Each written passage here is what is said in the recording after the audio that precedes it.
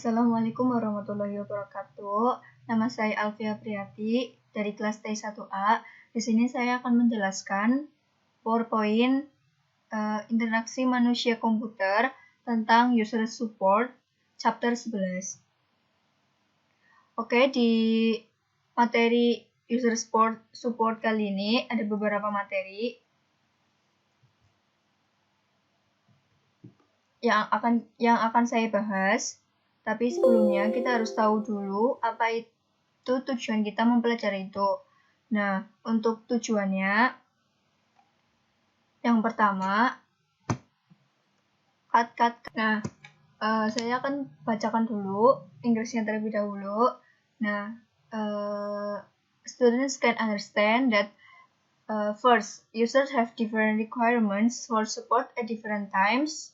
Second, user support should be available but unobtrusive, accurate and robust, consistent and flexible. Third, user support comes in a number of stylish, command-based methods, context-sensitive help, tutorial help, online documentation, research and assistant, adaptive help. Fourth, design of user support must take account of presentation issues, implementation issues. Siswa bisa memahami bahwa yang pertama, user have different requirements for support at different times. Ini maksudnya pengguna memiliki persyaratan yang berbeda untuk dukungan pada waktu yang berbeda.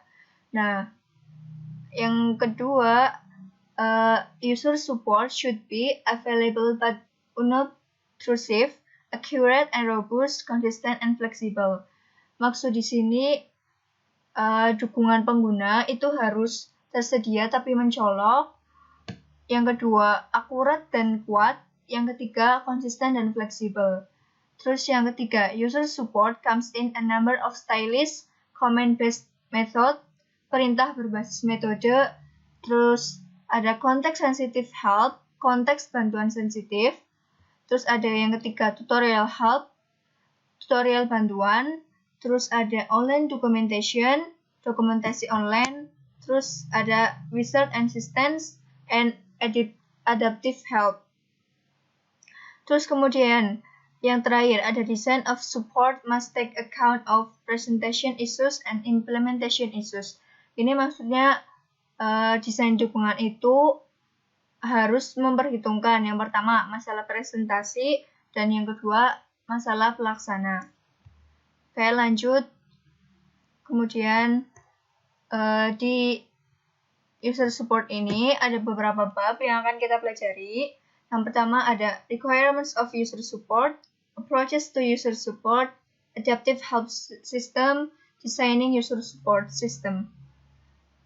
Requirement support itu apa sih? Itu merupakan syarat-syarat pendukung pengguna. Approaches to user support itu untuk pendekatan untuk dukungan pengguna. Terus adaptive help system itu sistem bantuan adaptif. Designing user support system itu untuk merancang sistem dukungan pengguna. Terus bab yang pertama yang akan kita pelajari itu requirements of user support. Itu ada beberapa subbab lagi untuk bab requirements of user support. Yang pertama, availability atau ketersediaan, accuracy and completeness, akurasi dan kelengkapan, konsistensi, konsisten, robustness, ketangguhan, flexibility, fleksibel, unobtrusiveness, itu tidak mencolok. Oke, kita lanjut. Kita akan bahas satu-satu dari subbab requirements of user support ini. Persyaratan untuk dukungan pengguna. Availability, the user needs to be able to access help at any time during his interaction with the system. In particular, he should not have to quit the application he's working on in order to open the help application. Ideally, it should run concurrently with any other application. Maksud ketersediaan di sini itu pengguna perlu mengakses bantuan setiap interaksi dengan sistem. Nah, secara khususnya, pengguna harusnya tidak perlu keluar dari aplikasi saat dia bekerja. Ini untuk membuka aplikasi bantuan. Secara khusus, idealnya itu harus bersama berjalan dengan aplikasi yang lain. Itu yang availability atau ketersediaan. Jadi, pengguna itu nggak perlu keluar dari aplikasi saat dia bekerja. Terus yang kedua, ada akurasi dan completeness. Akurasi dan kelengkapan. It may seem obvious to state that the assistance provided should be accurate and complete, but in age where applications are frequently updated and different versions may be active at the same time, help should cover the whole system. This completeness is very important if the help provided is to be used effectively. Maksudnya dari akurasi dan completeness atau akurasi dan kelengkapan di sini itu kita bisa lihat dengan jelas untuk menyatakan bantuan yang diberikan yang pertama harus akurat dan yang kedua lengkap. Tapi kita tahu bahwa di zaman sekarang di mana aplikasi yang sering diperbaharui dan versi berbeda mungkin aktif pada saat yang sama. Nah, bantuan sendiri itu harus menutupi seluruh sistem. Kelengkapan ini juga penting. Bantuan yang diberikan harus digunakan secara efektif. Setiap perancang atau pengguna tidak dapat memprediksi bagaimana dari sistem. Pengguna pasti akan memerlukan bantuan dan karena itu harus mengasumsikan bahwa semua bagian harus didukung. Nah, akurasi dan completeness, akurasi dan kelengkapan untuk requirements of user support atau persyaratan itu diperlukan. Selanjutnya, kita ke subbab consistency and robustness. Consistency. Users require different types of help for different purposes. This implies that a help system may incorporate a number of parts. The help provided by each of these must be consistent with all the others and within itself. Applications have internal user support that should be consistent across the system. Consistency itself can be thought of as a means of supporting the user since it reinforces learning of system usage. Maksud dari konsistensi atau konsisten. Ini maksudnya pengguna itu perlu berbagai jenis bantuan untuk tujuan yang berbeda. Jadi setiap pengguna itu punya tujuan berbeda, punya jenis bantuan yang berbeda untuk tujuan yang berbeda. Nah, ini tuh menyeratkan bahwa sistem bantuan dapat menggabungkan sejumlah bagian. Bantuan yang diberikan oleh masing-masing harus konsisten dengan semua yang lain dan dalam dirinya sendiri. Sistem bantuan itu sendiri. Bantuan online juga harus konsisten dengan dokumentasi kertas. Semua itu harus konsisten dalam hal konten. Ini juga sebuah masalah di mana aplikasi memiliki dukungan pengguna internal, ini harus konsisten di seluruh sistem. Nah, hal ini tidak membantu jika perintah dijelaskan dalam satu cara di sini dan berbeda pada saat yang lainnya, atau jika cara di mana bantuan akses bervariasi di seluruh aplikasi, bahkan konsistensi itu sendiri dapat dianggap sebagai sarana untuk mendukung pengguna karena dapat memperkuat pembelajaran penggunaan sistem. Jadi, untuk persyaratan pendukung pengguna itu ada perlunya konsistensi itu atau konsisten. Terus yang kedua ada robustness atau ketangguhan.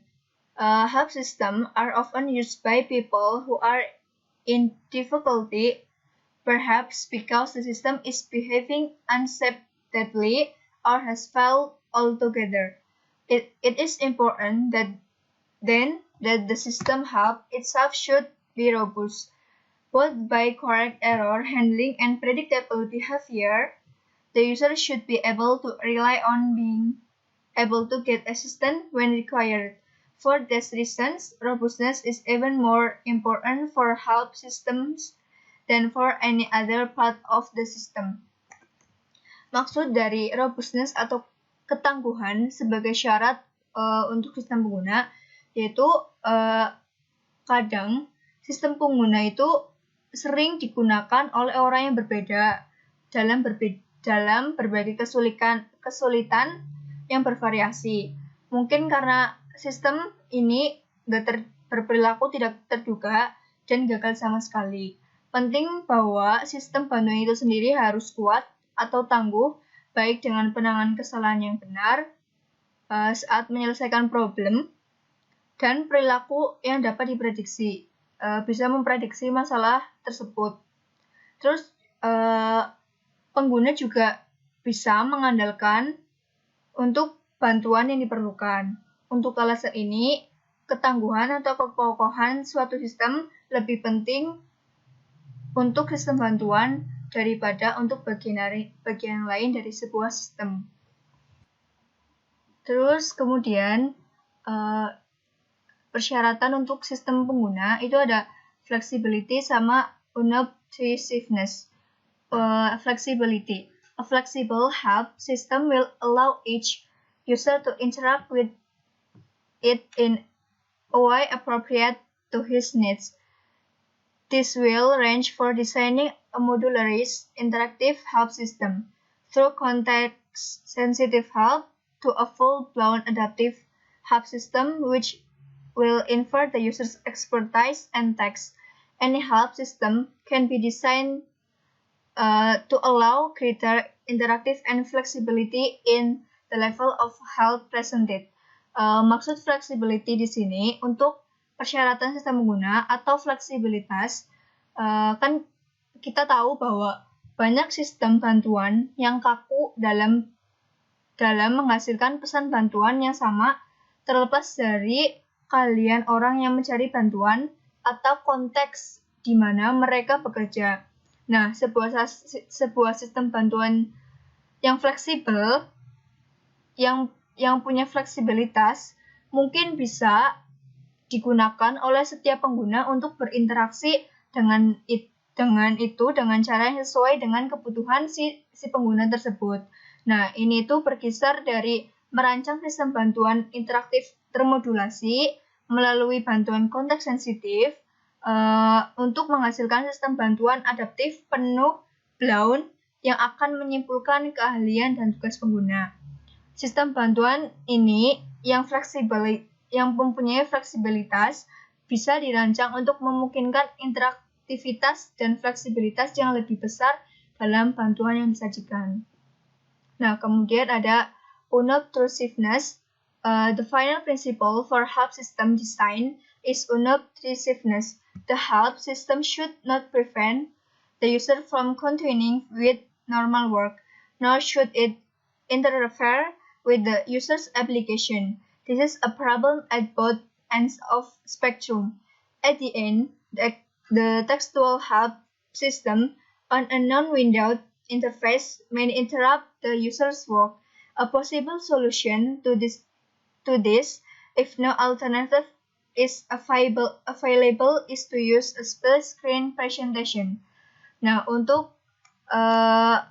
unobtrusiveness ini atau yang kita sebut tidak mencolok gitu. Nah, prinsip di sini tuh prinsip akhir untuk desain sistem bantuan ini tuh dirancang agar tidak terlalu mencolok. Nah, sistem bantuan ini tuh tidak boleh mencegah pengguna atau user untuk melanjutkan dengan pekerjaan yang normal dan tidak boleh mengganggu aplikasi pengguna. Ini merupakan sebuah masalah di kedua ujung spektrum. Pada salah satu ujung sistem bantuan tekstual, pada antarmuka non-windowed dapat mengganggu pekerjaan pengguna atau si users tersebut. Nah, solusi yang tepat atau solusi yang bisa dilakukan jika tidak ada alternatif yang tersedia dengan menggunakan presentasi split screen di ujung lain spektrum sistem bantuan adaptif yang dapat memberikan bantuan secara aktif pada inisiatif sendiri, bukan atas pemerintahan pengguna, dapat mengganggu pada pengguna dan bisa jadi penghalang daripada bantuan. Nah, untuk decisiveness itu berguna juga untuk si user support ini untuk membantu mendukung si pengguna. Kemudian yang pertama, ada Command Assistant. The most basic approach to user support is to provide assistance at the command level. The user requests help on a particular command and is presented with a help screen or manual page describing it. This type of help is simple and efficient if the user knows what he wants to know about and is seeking either a reminder or more detailed information. However, it assumes that the user does know what he is looking for, which is often not the case. In any complex computer system, there will be some commands that the user knows well and can use and some of which he is aware but use rarely. Command Assistant atau bantuan perintah.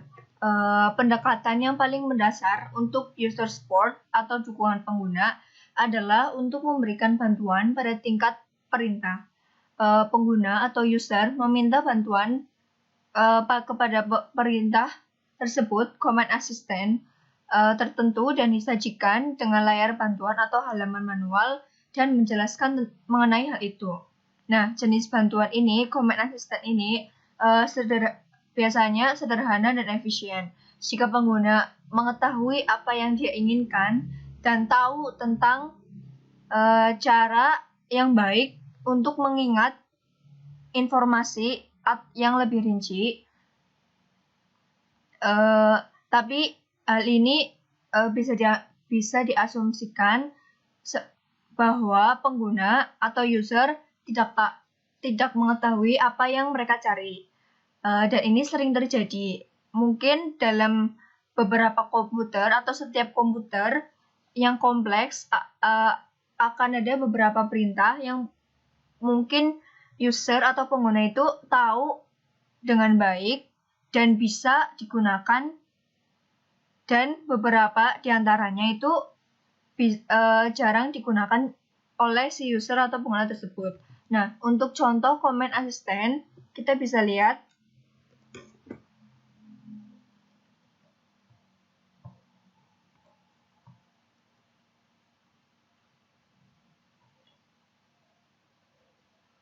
ini adalah contoh command assistant.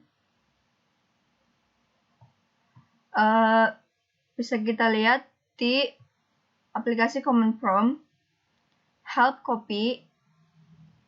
Di sini, ini adalah contoh command assistant atau bantuan perintah. Kemudian, command prompts. Command prompts provide help when the user encounters an error, usually in the form of correct usage prompts. Such prompts are useful if the error is a simple one, such as incorrect syntax, but again they assume knowledge of the command. Another form of command prompting, which is not specifically intended to provide help, but which support the user to a limited degree, is the use of menus and selectable icons. This provide an aid to memory as well as making explicit what commands are available at a given time. Kemudian kita akan lihat seperti apa itu command prompt dan seperti apa perintah oleh si user ke command prompt.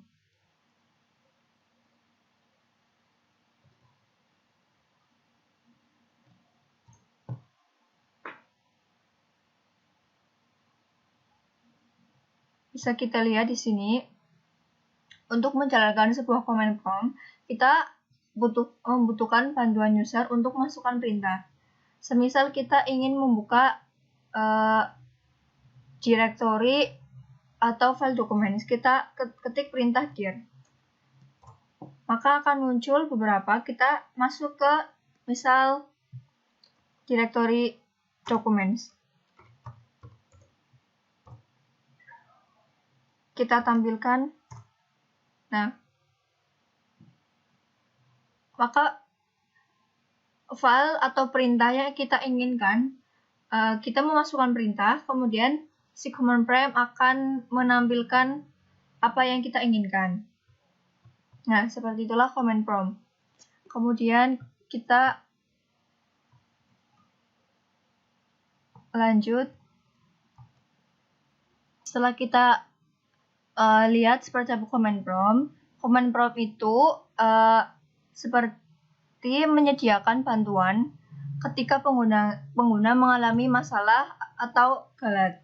Nah, biasanya dalam bentuk prompt pada penggunaan yang benar, command prompt itu berguna semisal ada kesalahan yang sederhana, seperti sintak yang salah, tapi juga bisa dianggap sebuah perintah oleh command prompts. Nah, bentuk lain dari perintah dari command prompt itu sendiri secara tidak khusus dimaksudkan untuk memberikan bantuan, tapi juga bisa untuk mendukung pengguna untuk tingkat yang terbatas. Nah, penggunaan menu dan ikon pilih. Ini menyediakan bantuan untuk memori serta membuat eksplisit apa yang diperintahkan oleh user ke command prompts yang tersedia pada waktu tertentu. Context sensitive help. Some help systems are context sensitive. They range from those that have specific knowledge of the particular user to those that provide a simple help key or function that is interpreted according to the context in which it's called and will present help accordingly. Such systems are not necessarily particularly sophisticated. However, they do move away from placing the onus on the user to remember the command. They are often used in menu-based system to provide help on menu option. Jadi, context sensitive help atau bantuan konteks sensitif itu punya beberapa sebuah sistem bantuan konteks sensitif atau bisa disebut dari bantuan konteks sensitif itu berkisar dari yang memiliki pengetahuan khusus tentang pengguna tertentu atau user tertentu. Nah, ditujukan kepada mereka yang memberikan bantuan sederhana berupa kunci atau fungsi yang ditafsirkan sesuai dengan konteks di mana ia disebut akan hadir setelah bantuan sesuai. Nah, sistem tersebut itu belum bisa dikatakan sangat canggih. Tapi si bantuan ini tuh bergerak menjauh dari tempat tanggung jawab pada pengguna untuk mengingatkan perintah apa yang diperintahkan oleh user. Nah, mereka itu sering disebut juga sistem berbasis menu untuk memberikan bantuan pada pilihan menu. Nah, contoh context sensitive help akan saya tunjukkan. Seperti inilah context sensitive help, di mana ada beberapa menu di sini. Context sensitive help. Seperti kita ada menu-menu di sini, ada berbagai macam menu. Kemudian next. Online tutorials. Online tutorials allow the user to work through the basics of an application within a test environment. Most online tutorials have no intelligence. They know nothing about the user and his previous experience, nor about the domain or nor even about teaching style. An alternative to the traditional online tutorial is to allow the user to learn the system by exploring and experimenting with a version with limited functionality. Jadi, online tutorial atau tutorial online itu bisa memungkinkan pengguna atau user untuk bekerja melalui dasar dari aplikasi dalam lingkungan pengujian. Nah, kebanyakan tutorial online di sini tidak memiliki seperti macam kecerdasan. Mereka tidak tahu apa-apa tentang pengguna dan pengalaman sebelum-sebelumnya, atau tentang domain, bahkan tentang gaya mengajar. Nah, sebuah alternatif untuk tutorial online kali ini secara tradisional untuk memungkinkan pengguna untuk mempelajari sistem dengan menjelajahi dan bereksperimen dengan versi dengan fungsi yang terbatas. Nah, seperti apa contoh online tutorial? Contoh tutorial create PDF. Misal ada create your document, kita akan membuat dokumen, kemudian select PDF conversion settings. Di sini sudah ada beberapa tutorial. Seperti di bawah ada create PDF, collaborate from PDF portfolio security. Di sini kita ada contoh creating PDF using Acrobat, PDFM, Maker, Windows. Nah, di sini akan dijelaskan beberapa tutorial online. Kemudian, next. Ada online documentation. Online documentation effectively makes the existing paper documentation available on computer. Documentation is designed to provide a full description of the system functionally and behavior in a systematic manner. It provides generic information that is not directed at any particular problem. The use of hypertext can make online documentation more accessible to the inexperienced user. However, this does suffer from a problem common to hypertext system atau navigation, an alternative approach which attempts to simplify online documentation and make it more accessible to novice. Online documentation atau dokumentasi online. Nah, dokumentasi online secara efektif membuat dokumentasi kertas yang ada tersedia di komputer, atau seperti ada dokumen kertas yang ditaruh pada sebuah PC atau komputer. Nah, dokumentasi ini tuh dirancang untuk memberikan gambaran yang secara lengkap dan rinci tentang fungsi dan perilaku secara sistematis. Nah, ini tuh semuanya memberikan informasi generik yang tidak ditunjukkan pada masalah tertentu. Nah, penggunaan hypertext dapat membuat dokumentasi online lebih mudah diakses oleh pengguna yang mungkin tidak berpengalaman atau tidak mempunyai pengetahuan tentang bagaimana caranya untuk mengakses dokumentasi tersebut. Nah, tapi ini tidak menjadikan sebagai masalah umum untuk sistem hypertext navigasi. Nah, untuk pendekatan alternatifnya yang bisa dicoba untuk menyederhanakan dokumentasi online dan membuatnya lebih mudah diakses oleh pengguna pemula seperti atau orang awam seperti kita. Nah, contoh untuk dokumentasi online-nya adalah contoh dokumentasi online administrasi dalam wedding documentation. Nah, di sini seperti ada dokumentasi kertas, tapi ini ditaruh dalam sebuah PC atau komputer kita.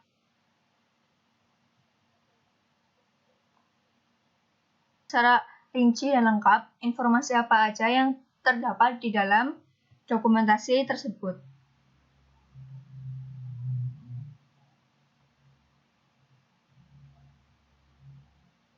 Kemudian lanjut, research and assistance. A wizard is a task-specific tool that leads the user through the task step by step using information supplied by the user in response to questions along the way. Wizards are common in modern applications and provide support for task completion. Another more recent development in user support is assistant. Assistants are software tools that monitor user behavior and offer suggestions or hints when they recognize familiar screens. sequence.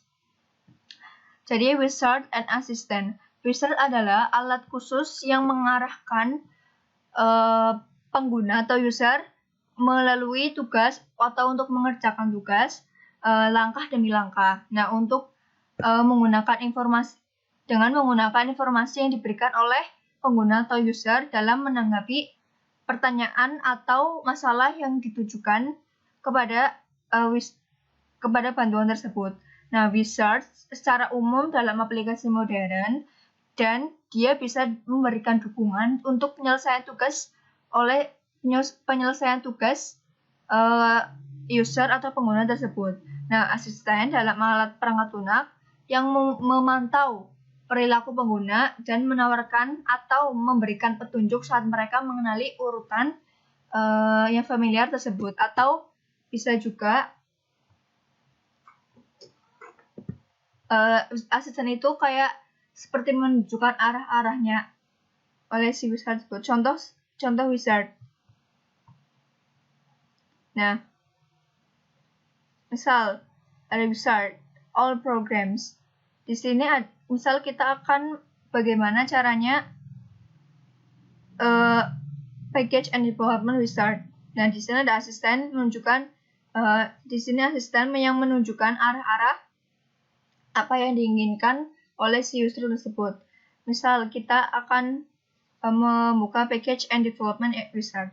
Kita klik all programs, kemudian kita klik Microsoft Visual Studio, kemudian di sini ada asisten untuk mengarahkan Microsoft Visual Studio, kemudian di sini kita pilih ada asisten atau petunjuk, terus kemudian kita tinggal klik package and deployment wizard. Kemudian kita ke slide selanjutnya, yaitu ada adaptive help system yang akan kita pelajari. Yang pertama ada knowledge representation user modeling yang terdiri dari quantification, stereotypes, overlay models. Kemudian ada knowledge representation domain and task modeling, knowledge representation modeling adversary strategy, techniques for knowledge representation terdiri dari rule-based technique, frame-based technique, network-based technique, example-based technique, problems with knowledge representation and modeling, other issues. Kemudian saya akan melanjutkan slide selanjutnya, yaitu per subbab saya akan menjelaskan masing-masing dari adaptive help system atau sistem bantuan adaptif.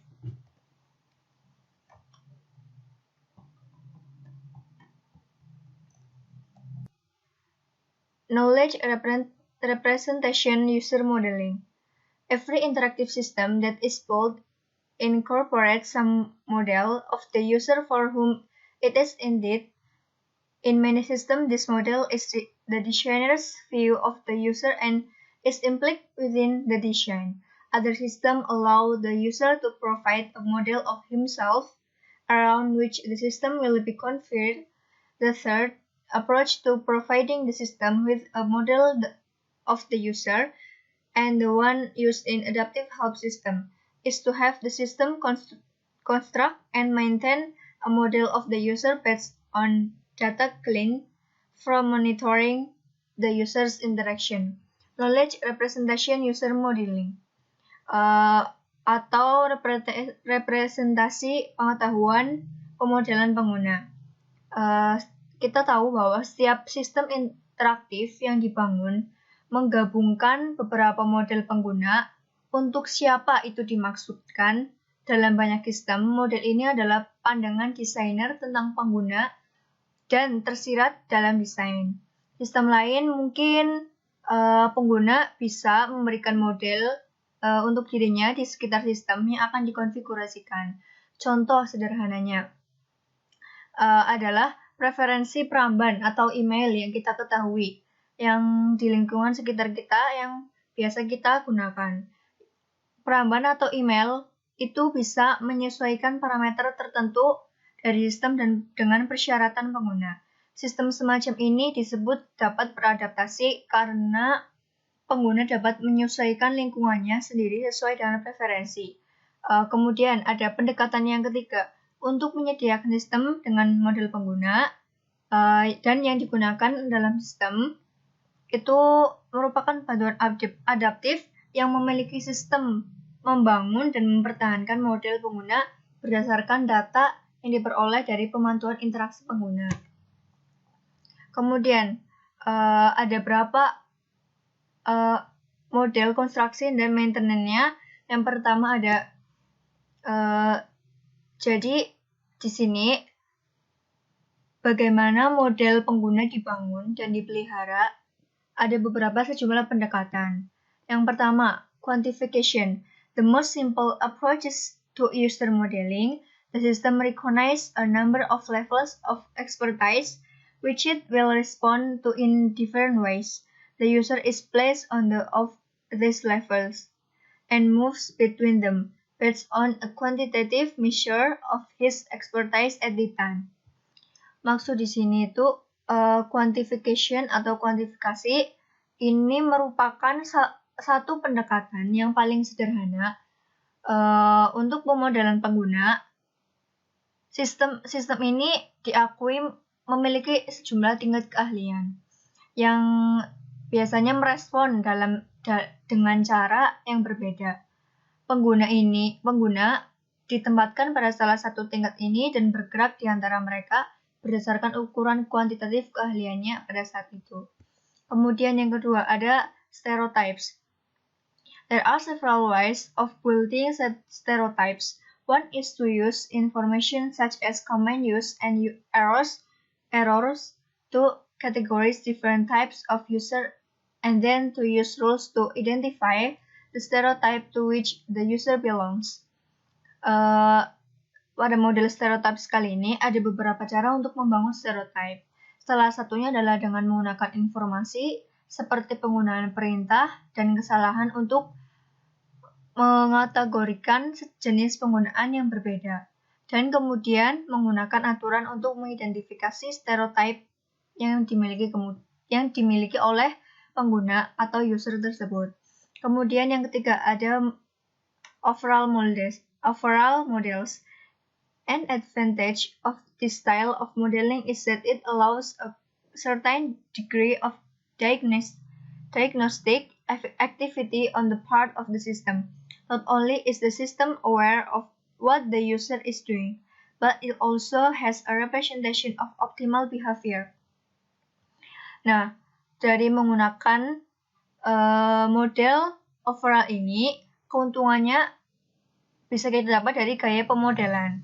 Nah, hal itu memungkinkan tingkat tertentu kegiatan diagnosis pada bagian dari sistem.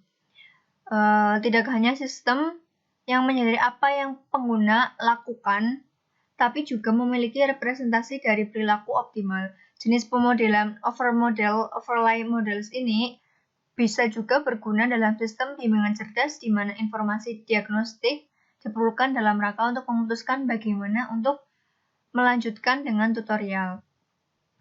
Kemudian, yang kedua ada knowledge representation, domain and task modeling. All adaptive help systems must have some knowledge of the system itself in order to provide relevant and appropriate advice. This knowledge might include command use, command errors, and command tests. One common approach to this problem is to represent user tasks in terms of the command sequence that are required to execute them. Although an attractive idea, task recognition is problematic. Assistant and agents use task recognition at a basic level to monitor user behavior and provide hints and macros when familiar or repeated sequence is noticed. Jadi maksud dari knowledge representation, domain, and task modeling itu pengetahuan representasi, domain, dan tugas pemodelan. Kita mengetahui bahwa semua sistem bantuan adaptif itu harus memiliki beberapa pengetahuan tentang sistem sendiri dalam rangka untuk memberikan saran yang relevan dan tepat. Nah, pengetahuan ini tuh mungkin bisa termasuk penggunaan pemerintah, kesalahan umum, dan tugas umum. Salah satu pendekatan umum untuk masalah ini itu biasanya untuk mewakili tugas pengguna dalam hal urutan perintah yang diperlukan untuk mengeksekusi mereka.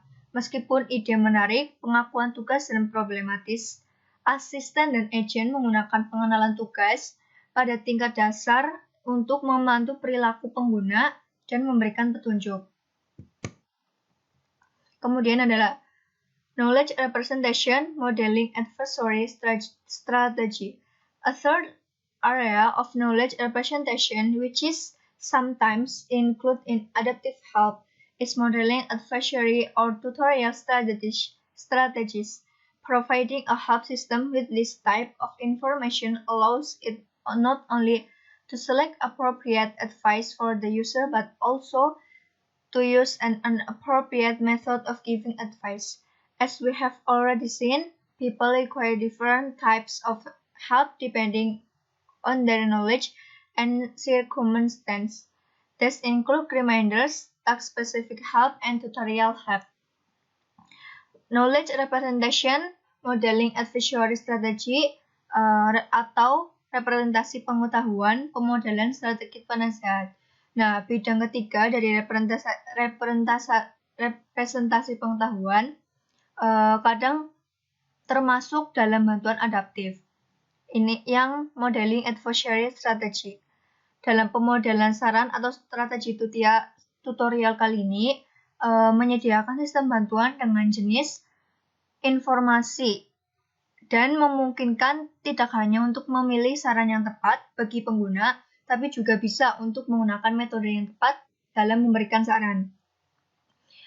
Seperti yang telah kita lihat, berbagai pengguna atau orang memerlukan berbagai jenis bantuan tergantung pada pengetahuan dan keadaan mereka.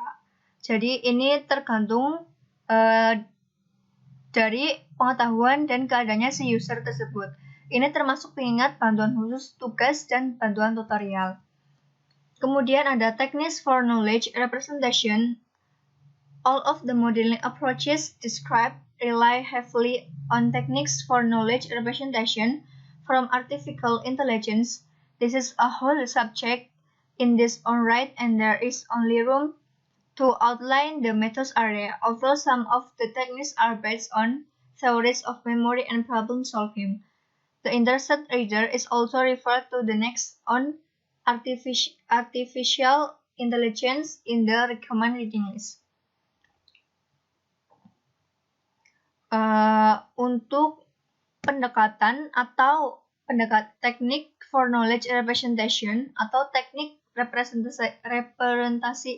representasi pengetahuan, semua pendekatan pemodelan dijelaskan sangat bergantung pada semua teknik yang digunakan untuk representasi pengetahuan dari kecerdasan buatan. Ini adalah seluruh subjek dalam dirinya sendiri dan hanya ada untuk ruang menguraikan metode di sini. Meskipun beberapa teknik didasarkan pada teori memori dan pemecahan masalah, pembaca yang berminat juga dirujuk ke teks pada kecerdasan, bantuan, dan dalam daftar bacaan yang direkomendasikan. Kemudian there are 4 main groups of techniques used in knowledge representation for adaptive help system. Jadi ada 4 utama teknik yang digunakan dalam representasi pengetahuan dalam sistem bantuan adaptif berdasarkan aturan berbasis frame, berbasis jaringan, dan contoh. Dan ada beberapa contoh di bawah di slide ada rule-based techniques, frame-based techniques, network-based technique, example-based techniques. Nah, teknik-teknik di sini itu umum sering dikomunikasikan untuk menghasilkan sistem hibrida.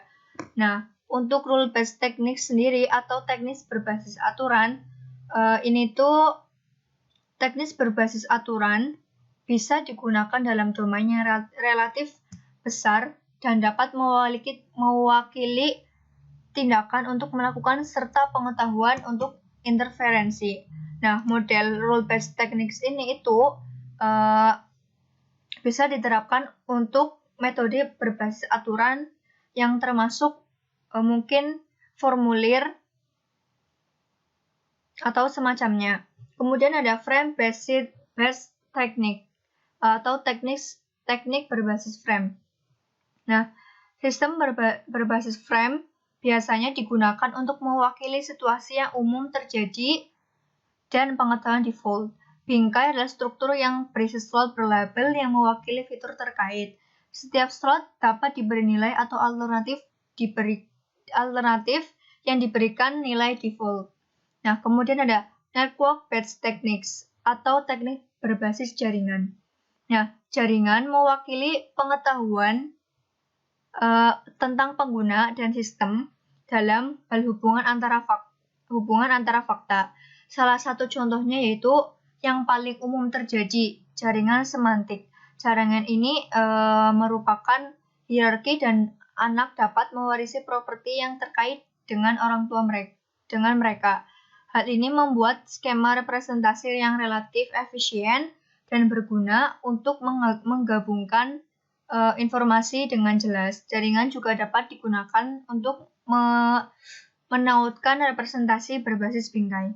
Kemudian yang terakhir example-based technique atau teknis berbasis contoh. Nah, contoh teknik berbasis contoh ini mewakili pengetahuan implisit dalam struktur keputusan sistem klasifikasi. Kemudian selanjutnya ada problems with knowledge representation and modeling. Knowledge representation is the central issue in adaptive help system, but is not without its problems. Knowledge is often difficult to elect, particularly if a domain expert is not available. This is particularly true of knowledge of user behavior owing to its variability. And then a second problem is interpreting the information appropriately, although the knowledge base can be provided with detailed knowledge of the expert context and the domain in advance. During the interaction, the only information that is available is the system log of the user's action. Problems with knowledge representation and modeling atau masalah dengan representasi, pengetahuan, dan permodelan. Nah, representasi pengetahuan kali yang di sini yang dimaksud adalah masalah utama dalam sistem bantuan adaptif. Tapi bukan tanpa masalah, pengetahuan sering sulit untuk mendatangkan, terutama jika ahli domain tidak tersedia. Nah, hal ini tuh juga termasuk berlaku untuk penggunaan tentang perilaku pengguna karena variabilitas.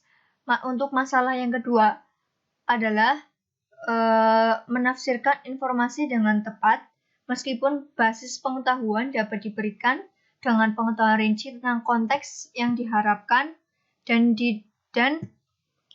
domain di muka sistem, selama interaksi satu-satunya informasi yang tersedia adalah log sistem tindakan pengguna.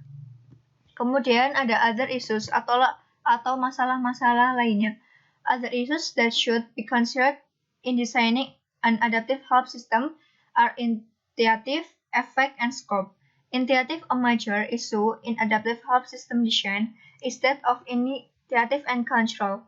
Effect, another issue that the designer should consider is the effect of the modeling and adaptivity. Kemudian, and then the designer must consider the scope of the help. Nah, masalah lain yang harus dipertimbangkan, masalah-masalah muncul yang lain dalam merancang sebuah sistem bantuan adaptif adalah ada inisiatif, efek, dan ruang lingkup. Untuk inisiatif, masalah utamanya dalam sebuah desain sistem bantuan adaptif adalah bahwa inisiatif dan kontrol pengguna harus mempertahankan kontrol penuh atas sistem. Sistem harus langsung berinteraksi. Kemudian ada efek lain, masalah efek lain yaitu perancang harus mempertimbangkan efek dari pemodelan dan adaptivitas, apa yang sebenarnya yang akan diadaptasi dan informasi apa yang diperlukan untuk melakukan hal ini.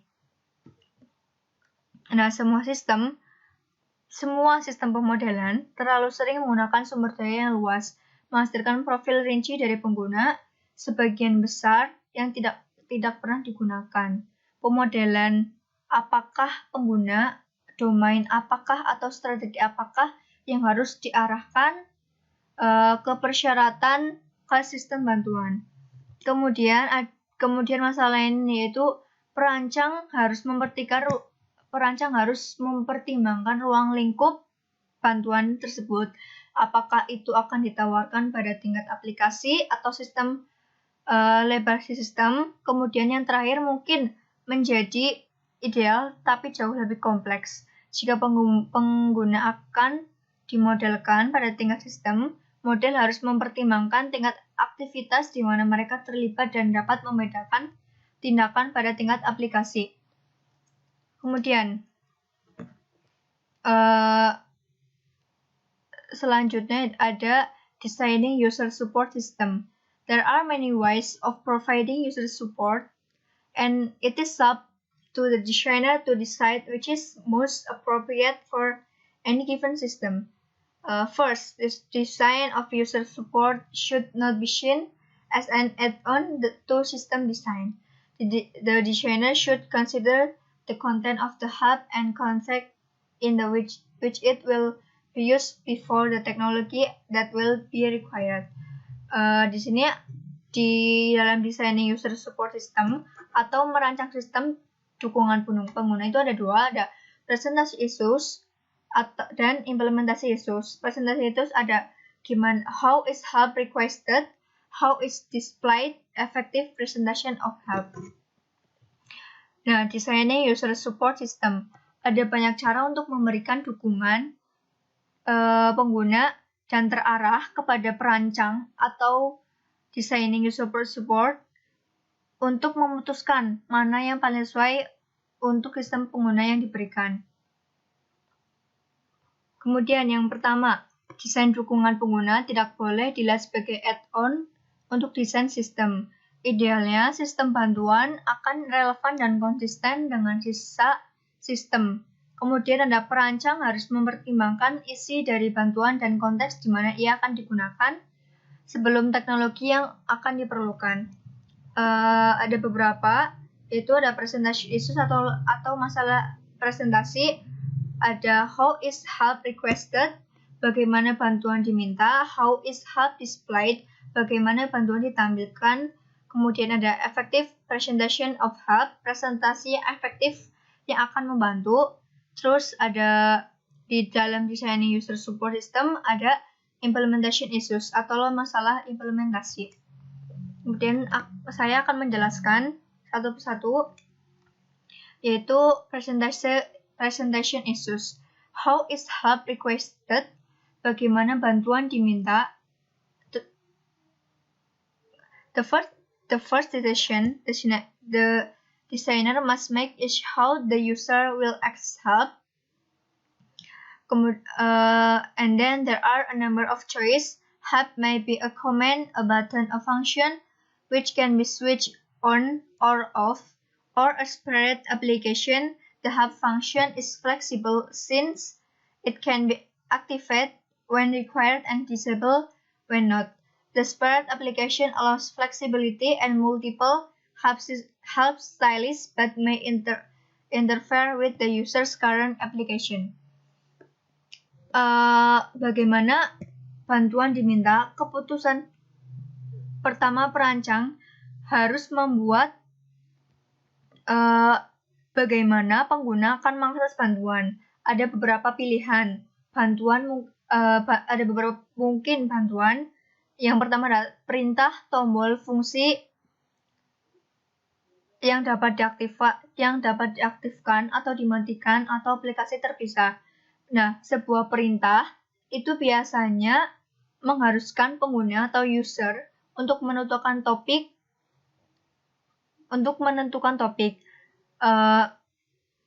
Dan karena itu bisa diasumsikan beberapa pengetahuan, tapi mungkin cocok paling konsisten dalam sistem antarmuka. Fungsi bantuan fleksibel karena dapat diaktifkan bila diperlukan dan dinonaktifkan ketika tidak. Aplikasi terpisah mungkin fleksibilitas dan beberapa gaya bantuan, tetapi bisa juga mengganggu pengguna saat berada di aplikasi atau sistem tersebut. Kemudian ada how is hub displayed? The second major decision that the designer must make is how the user will view hub.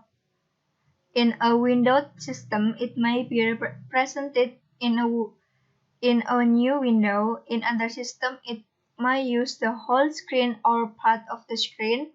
This decision should take account of the rest of the design and aim to provide consistency. How is hub displayed? Bagaimana bantuan ditampilkan? Nah, keputusan utama yang kedua menandakan bahwa perancang itu harus membuat bagaimana pengguna akan melihat bantuan tersebut. Nah, dalam sistem Windows mungkin bisa saja disajikan jendela baru. Nah, dalam sistem yang lainnya bisa juga menggunakan seluruh layar atau bagian dari layar. Atau bisa juga bantuan petunjuk dan prompt dapat diberikan dalam kontak pop-up atau pada tingkatan baris perintah. Gaya presentasi yang sesuai terutama tergantung pada tingkat bantuan yang ditawarkan dan ruang yang dibutuhkan. Jadi ada gaya presentasi yang sesuai dan terutama tergantung pada tingkat bantuan yang ditawarkan dan ruang yang dibutuhkan. Nah, keputusan ini memperhitungkan sisa desain dan semua itu bertujuan untuk memberikan konsistensi. Kemudian ada effective presentation of help. Help screens and documentation should be designed in much the same way as an interface should be designed, taking into account the capabilities and text requirements of the user, no matter what technology is used to provide support. Help and tutorial material should be written in clear, familiar language, avoiding jargon as much as possible. An exception to this is in documentation, where the intention is not only to instruct the user in how to use the system, but to record a full description of the system's functionality. However, documentation should be presented so that information is readily accessible and should present both instructional and descriptive information clearly. Effective presentation of help. Presentasi yang efektif membantu. Layar bantuan dan dokumentasi yang harus dirancang oleh user atau pengguna ada beberapa banyak cara yang sama seperti antar muka itu harus dirancang dengan mempertimbangkan kemampuan dan persyaratan tugas pengguna atau user tersebut. Nggak peduli apa itu teknologi yang digunakan untuk memberikan dukungan, ada beberapa prinsip untuk menulis dan menyajikan secara efektif. Bantuan dan bahan tutorial itu harus ditulis dalam bahasa yang jelas, akrab, menghindari jargon sebanyak mungkin. Nah, pengecualian untuk dalam dokumentasi di mana niat tidak hanya untuk menginstruksikan pengguna dalam cara menggunakan sistem, tapi juga untuk merekam deskripsi yang lengkap dari fungsi sistem tersebut. Tapi dokumentasi harus disajikan sehingga informasi dapat diakses oleh pengguna dan harus menyajikan informasi instruksional dan deskriptif dengan jelas. Kemudian ada tata letak fisik dokumentasi, bisa dibuat perbedaan untuk kegunaannya masing-masing. Kemudian ada implementation issues. Alongside the presentation issues, the designer must make implementation decisions. Some of the things may be forced by physical constraints, either by the choice made regarding the user's requirements for help. The designer must decide is how the help data is to be constructed in a single file, a file hierarchy database. Again, this will depend on the type of help that is required, but any structure should be flexible and extensible. System are not static, and new topics will inevitably need to be added to help system. The designer should consider the authors of help material as well as its users, convention and construction on the presentation and implementation of help facility, the addition of new material.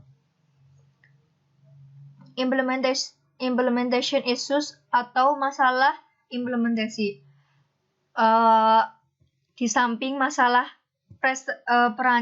presentasi perancang yang harus membuat keputusan implementasi, ada beberapa di antaranya mungkin dipaksa oleh kendala fisik. Nah, mungkin juga ada alasan lain, yaitu dengan pilihan yang dibuat mengenai kebutuhan pengguna untuk bantuan. Bagaimana bantuan mungkin diminta dan bagaimana tampaknya pada pengguna atau user. Nah, ini jelas bahwa masing-masing keputusan ini melibatkan pertanyaan pelaksanaan. Bisa juga akan membantu menjadi perintah sistem operasi, meta perintah atau aplikasi. Kemudian ada kendala fisik apa saja yang memaksakan mesin dalam hal ruang layar, kapasitas memori, dan kecepatan. Kecepatan tersendiri itu merupakan pertimbangan yang sangat penting karena waktu respon yang tidak dapat diterima, yang lambat bertanggung jawab untuk membuat si sistem itu tadi tidak dapat digunakan, dan sistem itu tidak peduli seberapa baik telah dirancang. Nah, masalah lain bagi perancang itu harus memutuskan bagaimana data bantuan akan terstruktur dalam satu file, hierarki file, dan database. Sekali lagi, ini akan bergantung pada jenis bantuan apa yang diperlukan oleh user atau pengguna tersebut. Nah, tapi setiap struktur harus mempunyai sifat yang fleksibel dan extensible sistem, tidak statis, dan topiknya baru pasti itu akan diperlukan dan ditambahkan ke dalam sistem bantuan tersebut. Nah, perancang itu harus mempertimbangkan bahan penulis bantuan serta penggunaannya.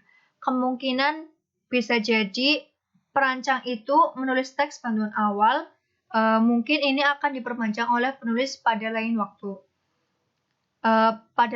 yang berbeda. Kemudian ada jelas konvensi dan kendala pada presentasi dan pelaksana membantu memfasilitasi penambahan materi baru. Kemudian, kesimpulan yang dapat kita ambil. Summary. User support in the form of help and documentation.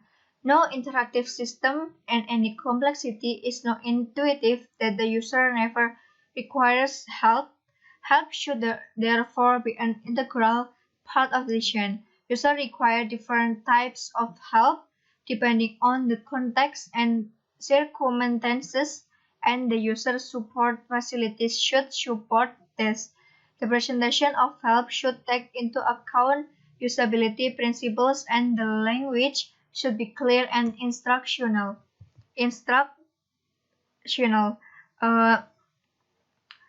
Dari semua penjelasan yang telah disampaikan, ini tuh memberitahukan bahwa dengan dukungan pengguna dalam bentuk bantuan maupun dokumentasi, ini menyatakan bahwa tidak ada sistem interaktif kompleksitas apapun begitu intuitif. Nah, ini mengindikasikan bahwa pengguna tidak perlu memerlukan bantuan. Oleh sebab itu, bantuan harus menjadi bagian integral dari desain tersebut. Pengguna atau user memerlukan jenis bantuan yang berbeda. tergantung pada konteks dan keadaannya. Dan fasilitas dukungan pengguna ini harus mendukung semuanya. Penyajian bantuan juga harus memperhitungkan prinsip kegunaan akun dan bahasa harus jelas dan instruksional.